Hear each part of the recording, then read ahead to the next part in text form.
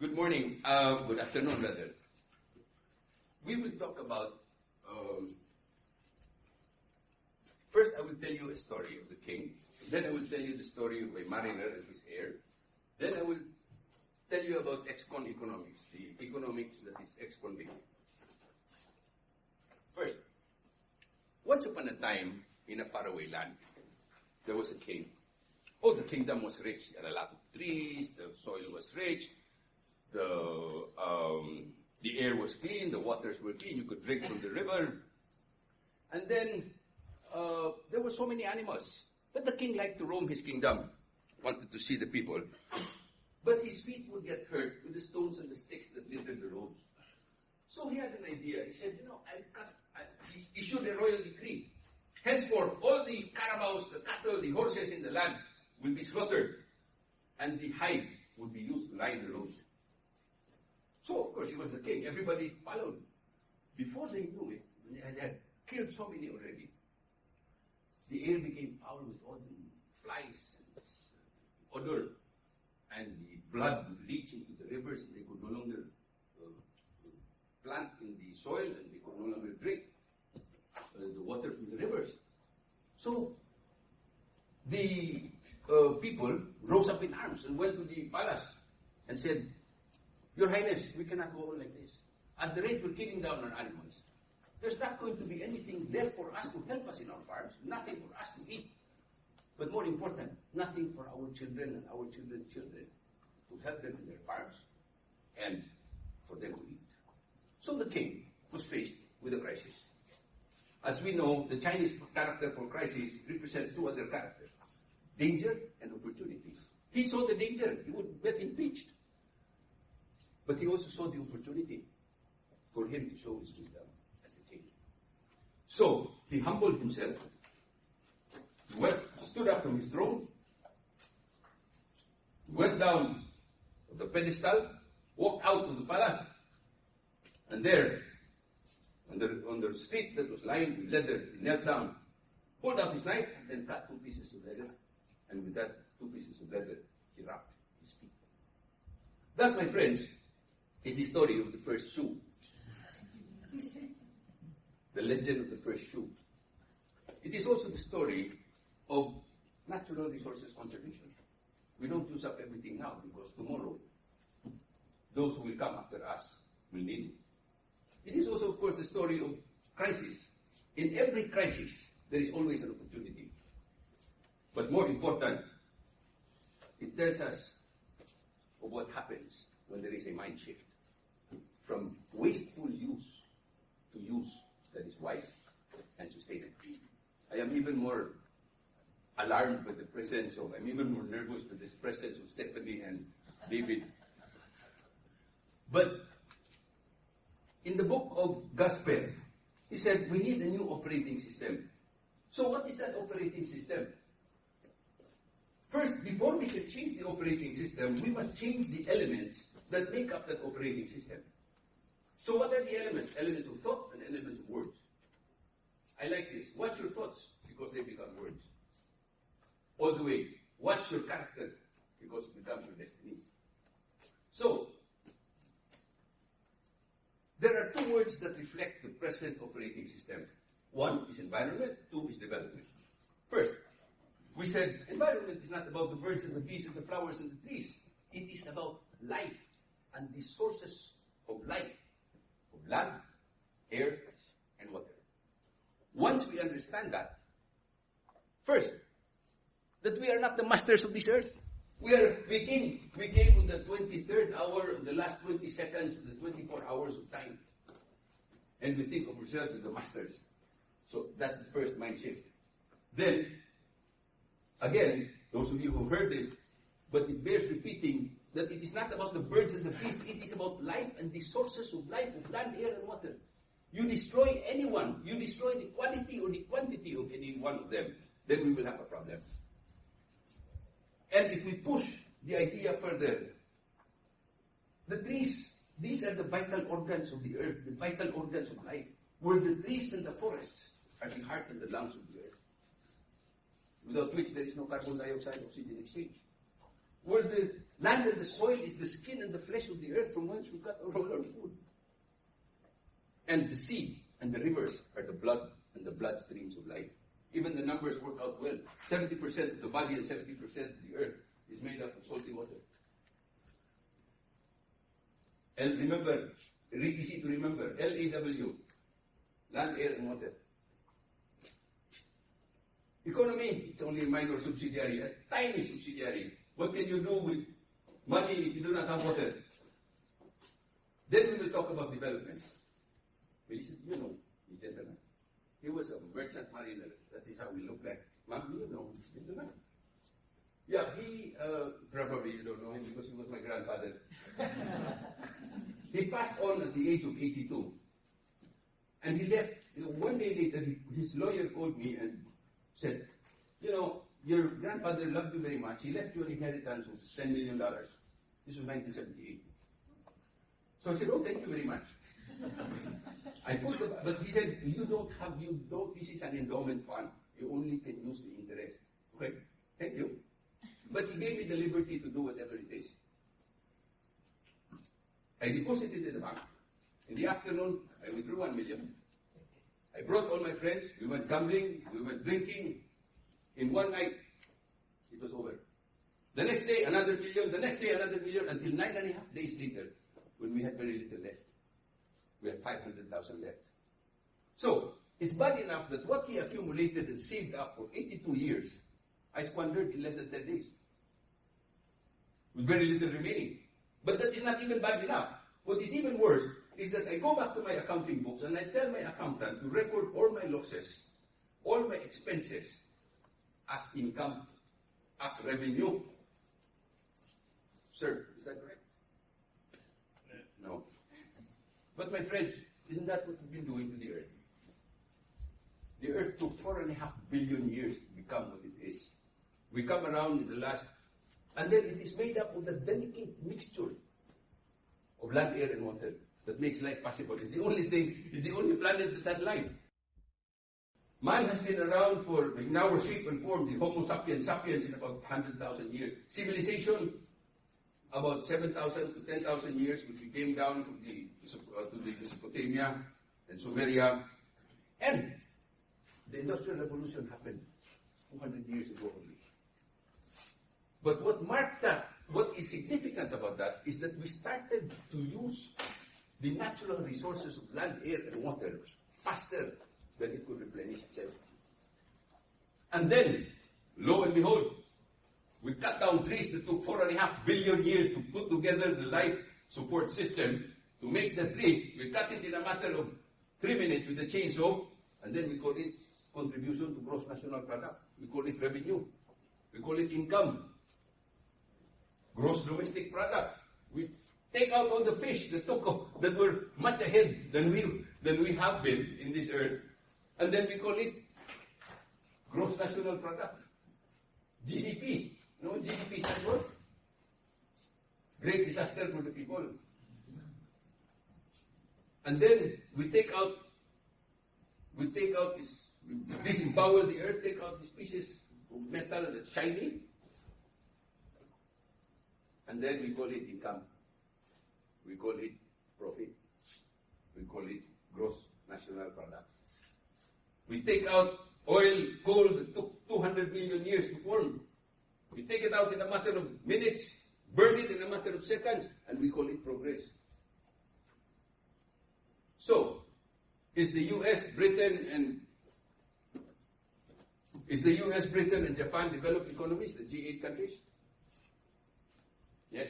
That's why everybody wants to copy them. But you see, that first, let's define economics.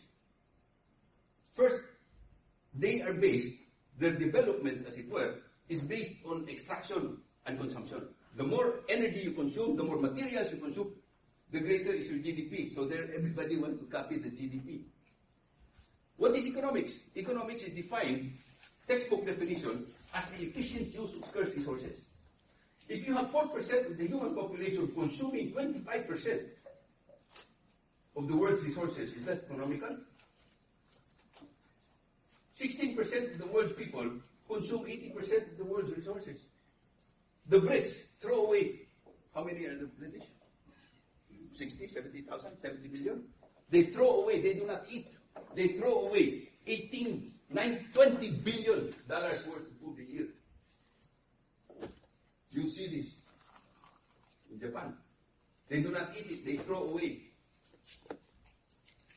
Studies have shown that if we were to copy the lifestyle that we are trying to copy, we will need, this is already obsolete, we will need 9 Earths. Sir, how many Earths do we have? 1. So the model of development, therefore, is not sustainable.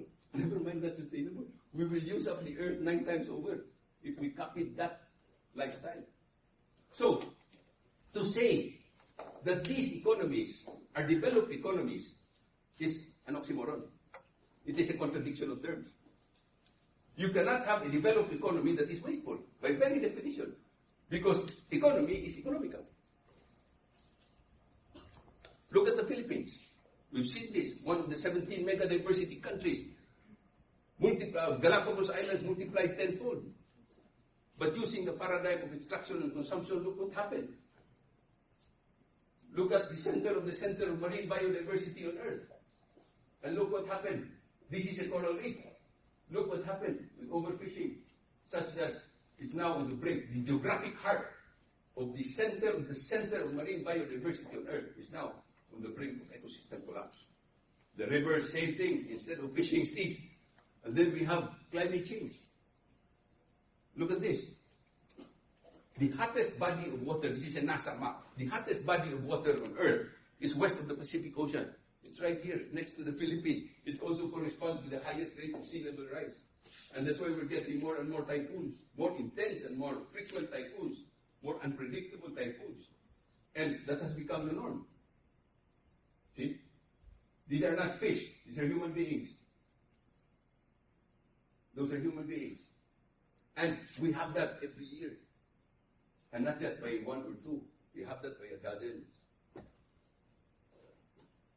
They say Manila is going to sink. And it's not me saying, it's scientists, this guy from the NASA went to the Philippines. This is Manila. With only 1 meter of sea level rise, look what's going to happen. This is the Manila airport, Manila Bay. Look what's going to happen. Practically disappears. There. Disappear. Nobody would believe me when I was talking about it. But then, here is Cebu. This is where I come from. This is the airport. This is an island. You have to cross to Cebu City. With only a 1 or 2 meter sea level rise, look what's going to happen. So those of you who scuba dive, come now, because otherwise you'll be scuba diving in our airport. One day after I gave a talk similar, I was showing these slides. Of course, nobody believed it. And then September 26, 2009, practically the entire Metro Manila was flooded for about a week. And then it's only a foretaste of things to come. Our wasteful waste, we have institutionalized so well that we've developed even words for it. We call it wastewater, gaseous waste, and solid waste. To paraphrase a gentleman, he says, there is enough for everybody to use, but never enough for anyone to waste. So, we now have, we call this the economics of extraction and consumption. For short, EXCON. It has been found guilty of being the root cause of many of our social, economic, and environmental problems of today. And we have convicted it for the crime of ecological malpractice resulting in planetary plunder. That is not yet in the statute book. We just made it up 3 days ago. But my friends, in the laws of nature, there is no right or wrong. There are no rewards or punishments. There are only consequences. Global warming and climate change, this is only the consequence of our accumulated violations of the laws of nature. So, having seen the problem, what is the solution? I put this up for Jeff, by the way, tell him. The question is, what is the opposite of, that I put there, what is the opposite of the paradigm of extraction and consumption? It's the paradigm of conservation, protection, and restoration. CPR. The cardiopulmonary resuscitation of the vital organs of life. The emergency procedure. When somebody is about to die, you do CPR. Now, everything begins with thought, then expressed into words. My friends, I have a little favor to ask you, not just individually, but as an institution. Please stop calling us developing countries and these countries developed countries. Because more than anything else, it creates the impression, number one, that we're inferior. That two, these countries are superior. And worse, that we must copy them. No, they must copy us. Because, as the gentleman said, there's only one earth. From now on, please call them spade a spade, over-consuming countries, and us, low-consuming countries. And then when you change words, you change meanings. When you change meanings, eventually you change mindset. In international fora, wherever I speak, last December, for example, I spoke before the Chief Justices of Southeast Asia. Was one of the first speakers. I said, "Sir, I will ask you a favor. Please do not use the word develop and developing. Because if any one of you, I mean no disrespect because you're all Chief Justices, but if I ever hear that word, I will raise my hands and say, objection, Your Honor, misleading." So, the cardiopulmonary resuscitation of vital organs of life. From consumption economics, restorative economics. To restore not only the damaged life support systems, but also to restore the lost connection between man and nature.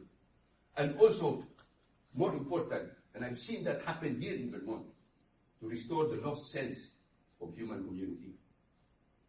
Oh, that story. They say the best stories are those which blend fact, fiction, and fantasy. The fact is that he is really my grandfather. He died at 82, he was a mariner. The fiction is that he was very rich. And the fantasy is that I inherited it and squandered it. But my friends, isn't that the fantasy world we're living in? We're using capital and then call it income. Maybe we should think about it. Conservation. Conserve. Do not only apply the test. Let us not only begin to apply the test of the principle of 7 generations. It's time that we apply the test of beyond 7 generations. The 3 R's. Reduce in solid waste management. What is it? Reduce, recycle. I have another R that precedes all of that. Remove the word waste from our mental vocabulary and operating system. There is not enough for any single person to waste anything. Instead of waste, I like to call it used materials, so that it can be reused or recycled, and as you said, reuse, reduce, and recycle. Preservation. This is the Ifugao rice terraces. I'm proud of this in the Philippines. It's the largest rice terraces in the world. And it is the only natural wonder of the world that was not made by slave labor. It was made by a sense of community of people. 2,000 years. Carbon dating. Preserving the wilderness areas. Marine protected areas, marine sanctuaries. We start studying them. There's so much to learn. Cultural heritage. Meredith, this is especially dedicated to you. Preserving our cultural heritage. Melissa, where's Melissa? Melissa. This one, for example, this is, I work especially for Melissa. This is hand-woven from a certain island in the Philippines. And people are old there now. They still hand-woven. But it's a vanishing trade. It's a vanishing skill. So one of the advocacies, to put my mouth and my money where my mouth is, I try to buy materials from them. And hopefully, they will be more encouraged. Then it becomes a more meaningful sense of employment. Not factory workers that work on putting screws the whole day. Restoration of the sources of life. If you restore the sources of life, lost connection between man and nature. Look at this guy. He's looking at marine turtles that are coming out Restoring damaged ecosystems. Let the streams flow and the fish dance. I'll tell you more about it shortly. How do we actualize that idea? I said, first we have to meet basic needs. This is Maslow's hierarchy of needs. You start with physiological all the way up. And you know this. Food. What is the problem with food? Is it food supply, food distribution?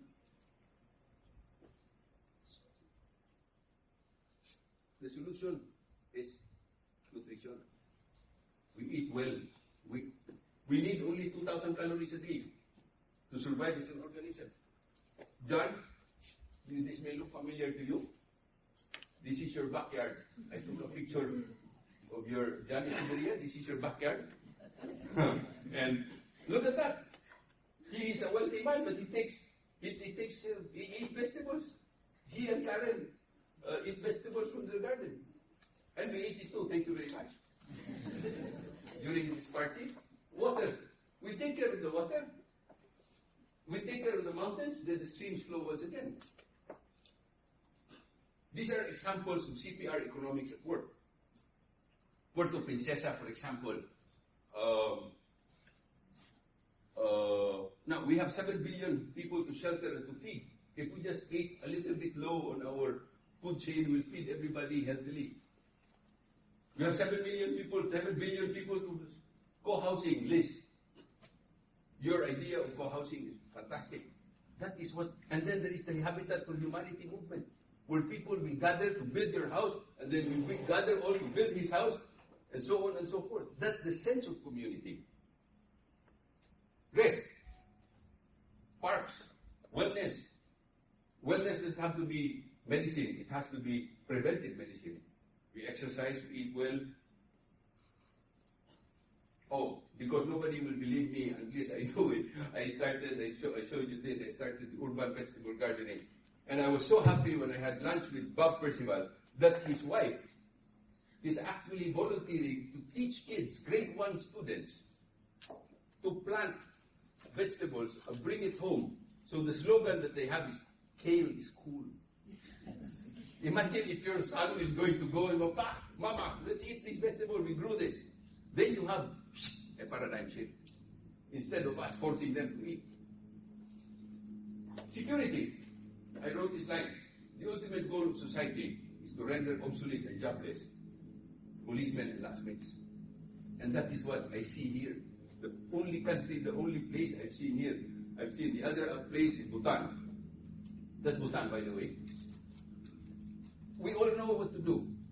All the books that I've read on green economics or changing the reduced working time.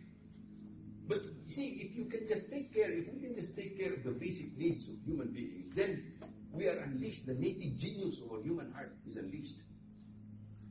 Prestige, feeling of accomplishment will all become the guy.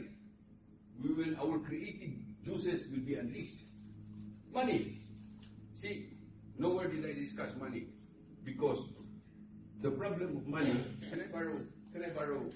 Oh, you have your wallet up? No, just $1 or whatever.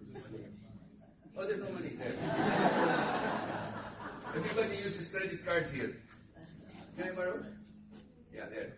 You see, I have a problem with all monies in the world. It is of such size that if you cover your eyes with it, you will see nothing else. You know the symbolism there. That is why, so long as we keep on fighting economic interests, we will always lose because we have our eyes open, but theirs is covered with money. I wrote this line too. Money is the devil's honey. When you have too much money, then people go crazy. I just saw a picture, a $1 billion house in Mumbai. We're right next door. There are ovals, squatters. You know that? There is a $1 billion house in Mumbai. So, everybody, all the smart people, including Gaspet, said, I said, it's a picture of finance. This is a piece of paper. But it's what is important is what it can do, not what it is. I can have $1 billion in the bank account, but if I keep it, money is meant to be in circulation. The examples, and I thank Melanie for this, you restored or you kept Catskill Mountains intact. Then you don't have to build water treatment plants. Vermont, I understand, was lugged over completely many years ago. Now look at it. Rivers flow. South Korea, they broke up the concrete and turned the former cement into soil and into rivers. Without money, we'd all be rich. Catskill Mountains. Puerto Princesa, for example, it is now one of the 7 new wonders of the world. In 1992, a new mayor came up and said, no extractive mining, no extractive industry, only tourism and agriculture. And work for this. This is one of the most fascinating. If you come to the Philippines, you have to go there. It's one of the most fascinating experiences to go into a 4-kilometer underground river. If you don't believe in God, when you enter there, you will believe in God. Apo Island, it's become a dive site. In Brazil, environmental stewards use the money for what they do for agroforestry. Discovery Bay in Hong Kong. Who's been to Discovery Bay in Hong Kong? You know, Discovery Bay in Hong Kong is one of the most expensive real estate in Hong Kong. You know what makes it so special? No cars whatsoever. The old people, the people of handicap will be given use of golf cart.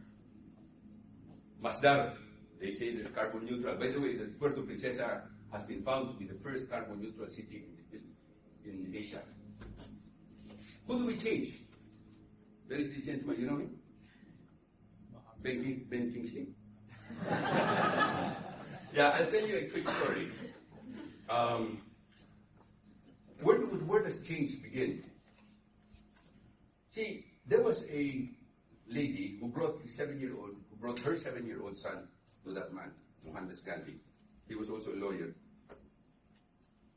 I said, can you advise him? Because he likes to eat sugar. So Gandhi said, yeah, come back after 2 weeks. He came back after 2 weeks.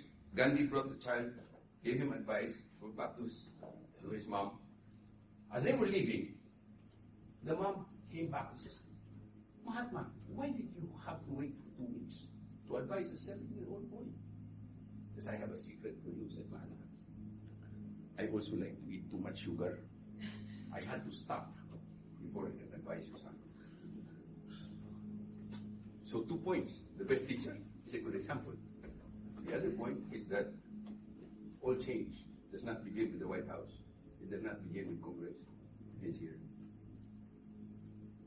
Money. Oh, money is only the oil that lubricates the machinery of human society. The motive power, the fuel, is not money. It's called the human will. And to the extent that I put this on the table, I have done everything I have without money, but a lot of guts and a lot of will. Philippines. Oh, I've done this. I've decided to focus my work here in the center of the center of the center of marine biodiversity on Earth. There to teach by experience and by example. This is the house. This is my little house there that I've turned into a learning center for kids. And then, but when you come in, we have house rules.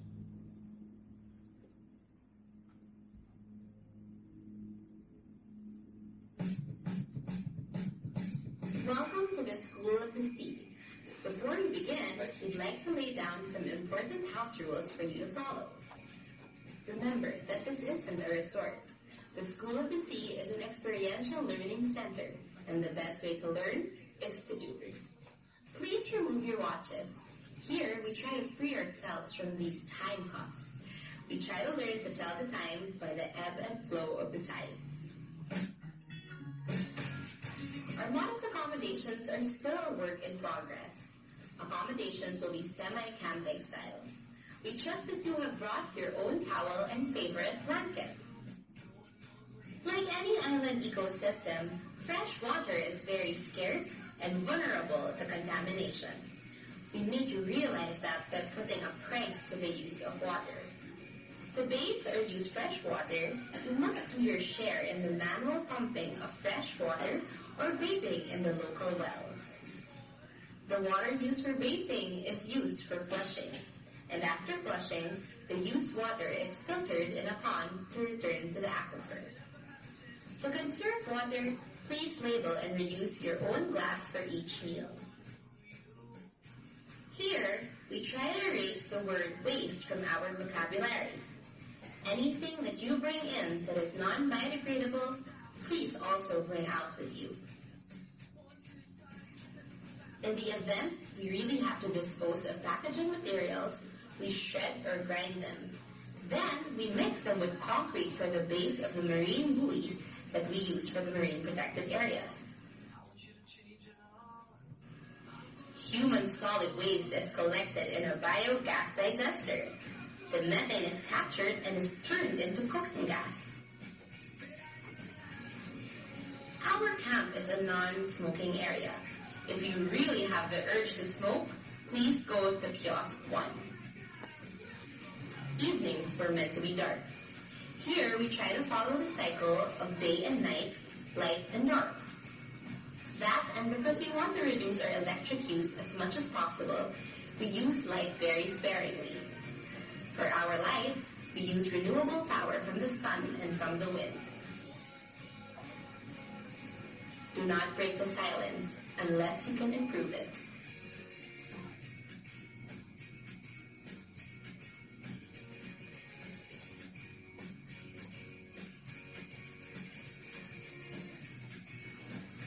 Again, welcome.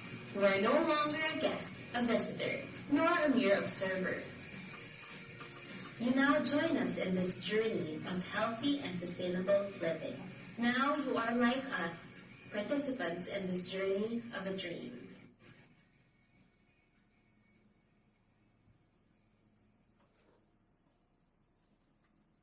So that is the School of the Sea. C stands for Sea and Earth Advocates. We bring in the kids, and then we turn them into advocates. In 2 days, they become advocates. They know how to plant vegetables. It's like what your wife is doing. Plant vegetables. To teach by the 2 most effective teaching methods. Example and experience. It's powered by solar energy. We produce 200 watts. Solar power. You know how much we use? 5 watts. The problem of energy is not expanding the capacity. It is in reducing the demand. Before they had invented LED lights, we already had LED lights. Yeah, remove. This is the shredder that we have. Yeah, I invented that. I just had that done by somebody, and then it's man-powered. So remove the word waste. This is, we mix it with the cement, and then we turn it into fish condominiums. Look at these fish condominiums. This is the water well that you get to take a bath. Because if you had to fetch your own pail of water, then you're not going to waste it. It's not like people who take a bath in 30 minutes.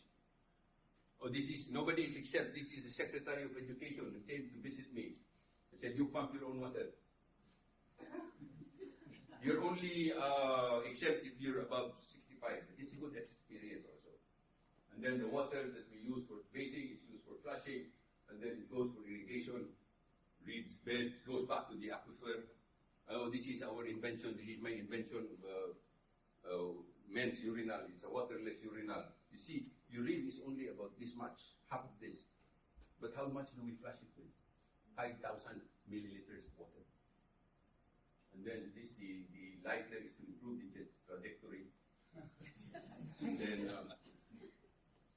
this is something like you do here. This is the urinal here. And this is, so you don't even waste time. Your 15 minutes, your 15 seconds, you learn about the marine biology. This is what they invented later. But this is the women's urinal. We've been teaching kids, bringing them out to the sea, showing them. Believe it or not, 90% of our people in the Philippines do not know how to swim. Yet we're surrounded by the richest body of water on earth. But look at them once they see the underwater. They cannot bring them out. So this is my, it was featured. This is the newspaper that put me in their obituary. And then it collapsed because of a typhoon that you had nothing to do with. And then it depressed me because I put in a lot of my little savings. I got depressed. I went into a fit of depression for about 10 minutes. On the 11th 7th minute, I built that. This is the climate change house. It is, you were discussing it, John, I think. It's raised on stilts. Why? Because flood and water is going to be a reality. And it already is. The roof deck made of plants. Totally recycled water. This is the bathing area, this is the toilet area. And the solid waste goes into cooking gas. Oh, that's the cooking gas. That's the mayor that I told you about. He said, no extractive mining. So, you will see our friend here, John, Lailin Heng, Meredith. You see our friend here, Lailin Heng. I gave her the honor of planting the first, then so you have salad bowls. Edible landscaping, see? And even New York is now doing it. Because that is the solution, as John, as Bob was saying, that's the urban garden that we built.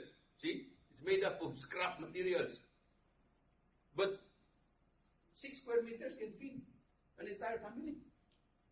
So this is the fish condos. This is the governor who found out and asked me to help them. This is how it looks like underwater. This is my friends putting up these fish condos. And then this is how it looks like. In 2 weeks, you have hordes of fish there. And this is the glass bottom boat I also invented. So that people who are afraid of the sea can see the underwater. It cost me, you know how much it cost me? It only cost $400. I'm very efficient in the use of money. I am economical. I have a developed economy. This is coral planting. This is one of the activities we do. CPR economics, conservation, protection, and restoring the damaged lives, the damaged coral reefs. Look at that. Shooting stars. Why do I call it shooting stars? Because when you turn off the lights, then you are able to see shooting stars. When you turn off the lights and thereby reduce your electricity consumption, then you do not have light pollution, you see the stars. And you can see shooting stars there. Dancing fish. When you protect the sea, and I will treat you with this, you know who's seen this? Our friend Rick Robinson and Derwood Zelking. They went there, Nick came last May, and then in the evening we would beam a spotlight on the sea, where the marine protected area is, and then you'd see different kinds of fish, different sizes and different forms just jumping out. I call it dancing fish extravaganza. I will treat you to that, Stephanie, and anybody who goes there. In the evening, that is what we do for recreation. And you know about this current campaign of mine that we cannot go on having more cars. This is the guy, you know, he's as crazy as I am. He's the mayor. And when he died, he's a good friend of mine. He won the UNEP Global 500 for being the first local government to put sustainable development as a cornerstone of his administration. This is the first version. This is the second version. Solar, wind, etc., etc. And this is the third version. We're now doing the fourth version. My friends, this is what the monorail is doing. Our Philippine government start putting our own monorail. You see, never underestimate the genius of the Filipino, especially if we work together with the more advanced countries. If we had worked together to build the World Trade Center, it would not have been hit by the airplane of Bin Laden. Why? It would be like this. Look at that. See, it even goes back. But my friend, that airplane is called climate change. And our ability to sway is called resilience. That is a certainty, and we might as well be prepared for it. Every danger, every crisis is danger and opportunity. And you've seen this, I've wanted to go through it, I've done this in many places. And then last week I told you about the notice to sue. Last Saturday we worked together with our friends, and look what happened. Monday, it was in the national newspaper. This is the people who work. Can I ask them to please stand up? Rigo, Jonathan, Adam, Greg, Brian, Jacinta, John, Kyle, and Mary. Let's give them a round of applause, please.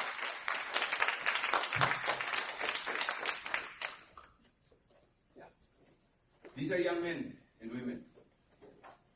But let me remind you of what one of the great sociologists last century, spoke about. That never doubt for a single moment that a handful of thoughtful and committed men and women can change the world.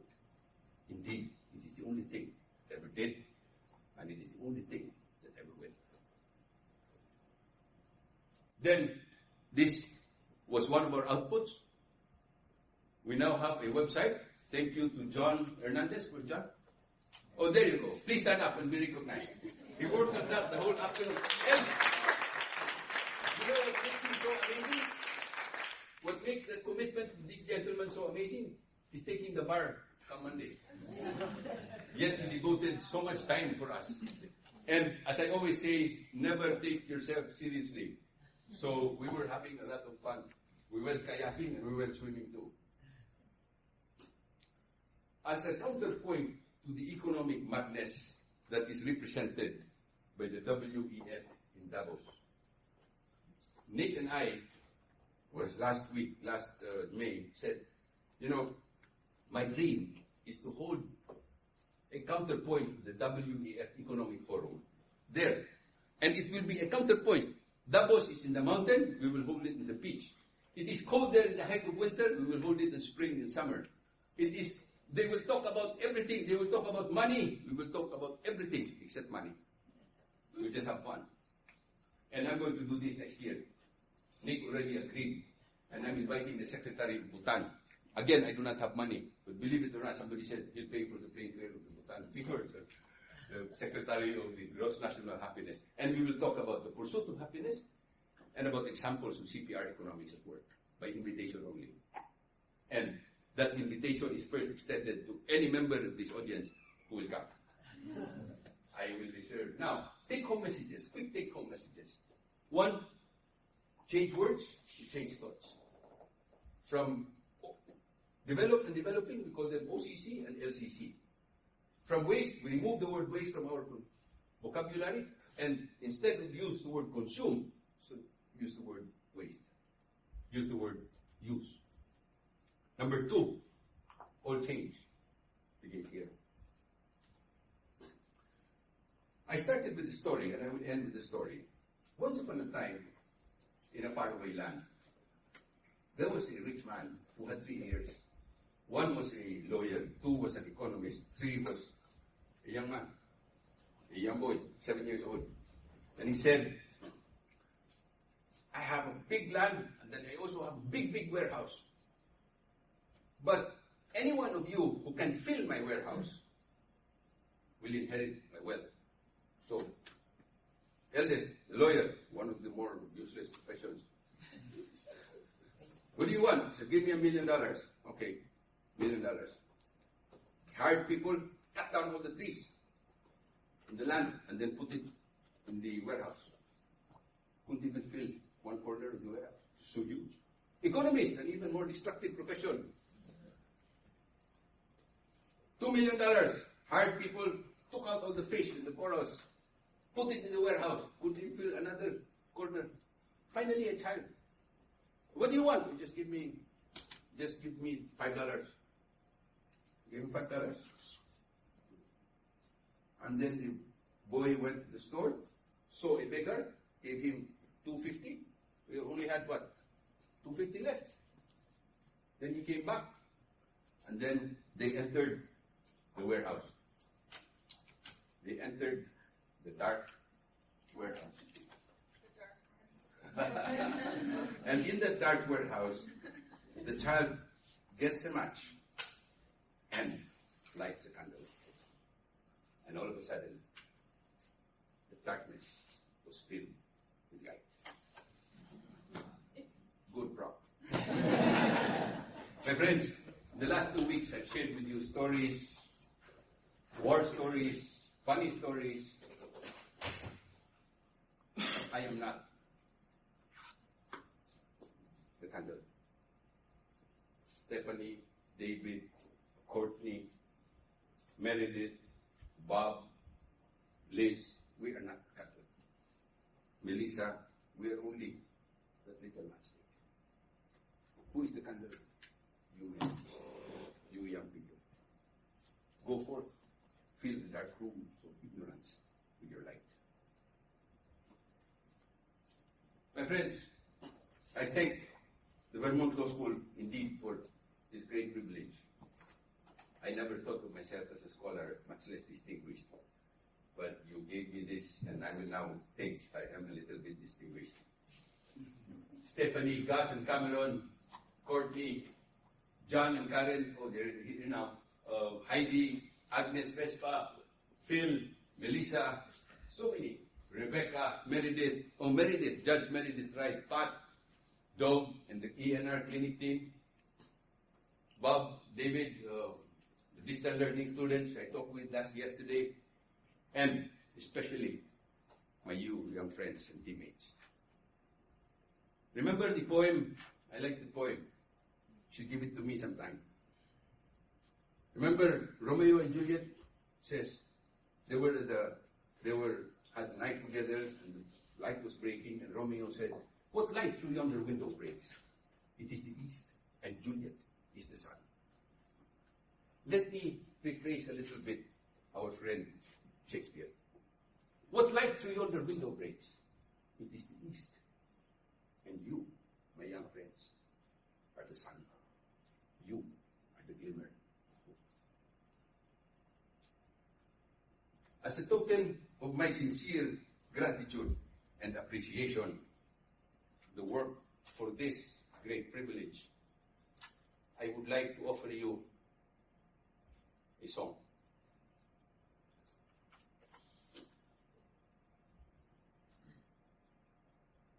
But I will only sing the first stanza. Everybody gets to sing. Everybody gets to sing.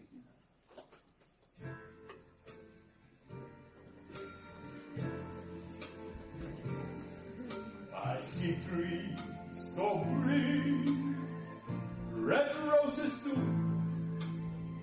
I see them bloom for me and you, and I think to myself,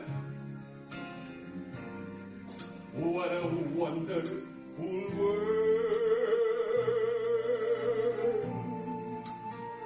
That's it. Now,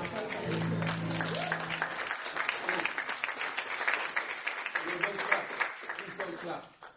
Because the next part is that everybody is going to sing. Please stand up. Stephanie, please come up here. You will lead in the singing. Melissa and Meredith, please come up here. You will lead in the singing. Melissa, come. Okay, ready? Okay, come. Melissa, who else? Meredith. Okay, my young team. Adam, Greg, everybody, please come up.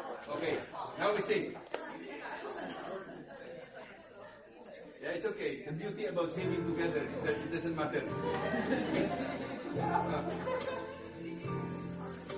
I see trees so green, red roses too. Come on. I see them bloom for me and you, and I think to myself, what a wonderful world.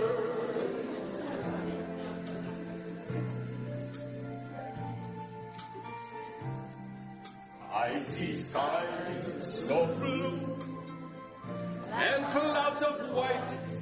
You have to sing, sir. Bright pleasant days, dark sacred nights, and I think to myself, what a wonderful world. Everybody, please, with feelings. The colors of the rainbow, You can read that. so pretty in the sky, are also on the faces of people going by. I see friends shaking hands, saying, how do you do? Please, come on. They're really saying, I love you. Please, come on. I hear babies cry. I watch them grow. They learn what much more. I'll never know. And I think to myself, what a wonderful world.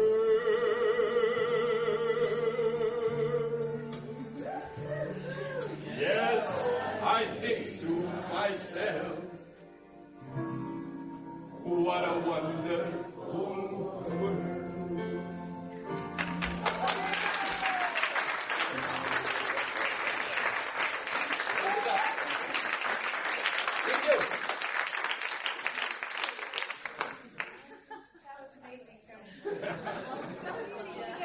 Afternoon classes, but for those who don't. Okay, I overstepped my time. Thank you very much.